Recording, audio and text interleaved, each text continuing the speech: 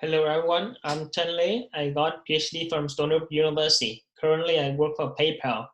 And this is a joint work with Xiao, PhD student from Stony University, and Professor Mosharaf Chowdhury from University of Michigan, and my advisor, Professor Zhenhua from Stony University. In this work, we focus on resource allocation in hybrid cluster. In resource allocation, it try to maximize performance or maintain the fairness or improve the utilization. Performance can be the average completion time. Fairness, it means that we should maintain the fair resource received for each user to make sure that none of the users are starving. Utilization is very important in cluster because if we can improve this utilization, we can save a lot of money. The resource allocation has a very long story. First, it starts with a single resource on a single computer. A single resource can be shared in time or in space domain. For example, a CPU can be shared into different time slot. For each time slot, each application can be using. In space domain, memory can be divided in multiple portions and each application can use each portion of the memory. There are a lot of work in multiple resource allocation.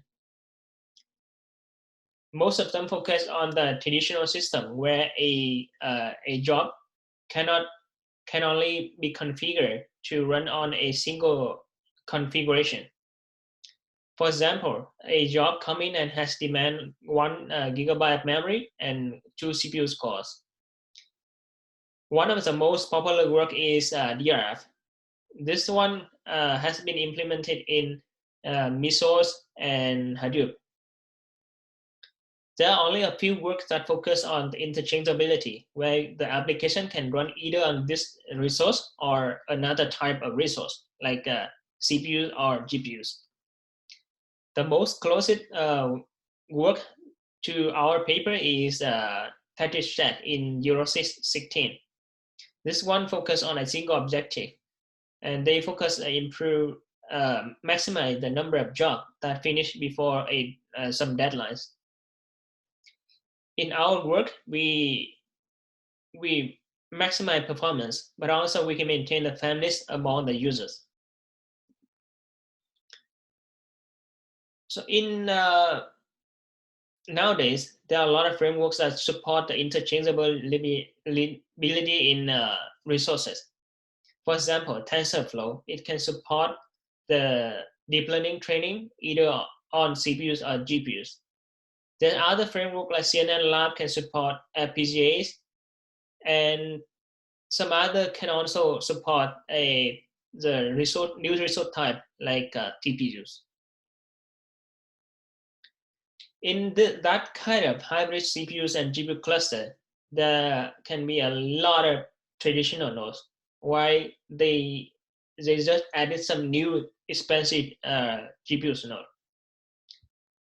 The problem here is the speed up rate.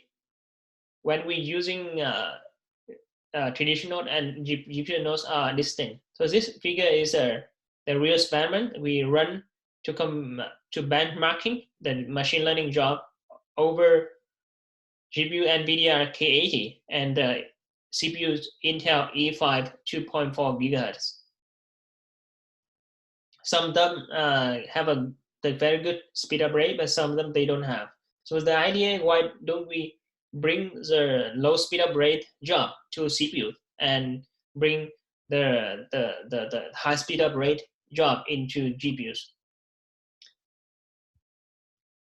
So let's look at the current situation, because most of users, they prefer GPUs.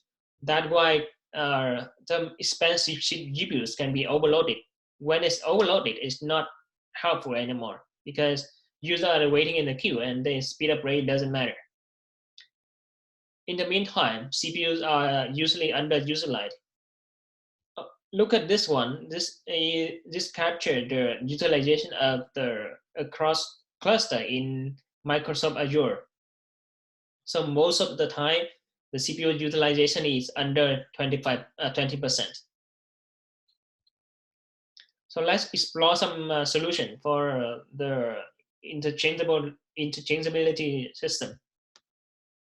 If we do the join shorted queue first, for example, we have a for job 1 to job 4. We want to put the first job into the resource that has the least load. In this case, we put job 1 and job 2 on GPUs, job 3 and job 4 on CPUs. And this is not the optimal solution. In the optimal solution, we can improve 69% of max span and reduce 54% of average completion time. The reason is because join shorted queue doesn't consider the processing time of each job. It just considers the load on each resource. Another method is shorted job first. This is the optimal solution in traditional system. It consider processing time. In this case, we have 4 jobs again, and we put the shorted job first. Job 1 and job 2 on GPUs, and job 3, job 4 on CPUs.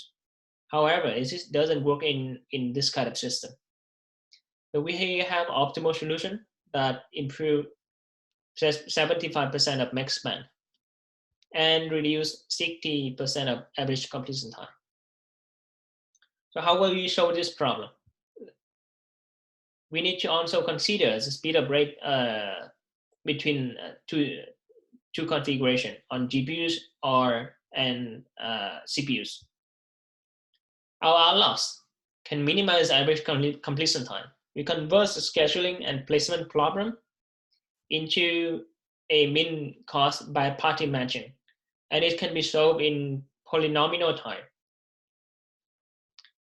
In the meantime, AlloX maintains a finish for interchangeable resource.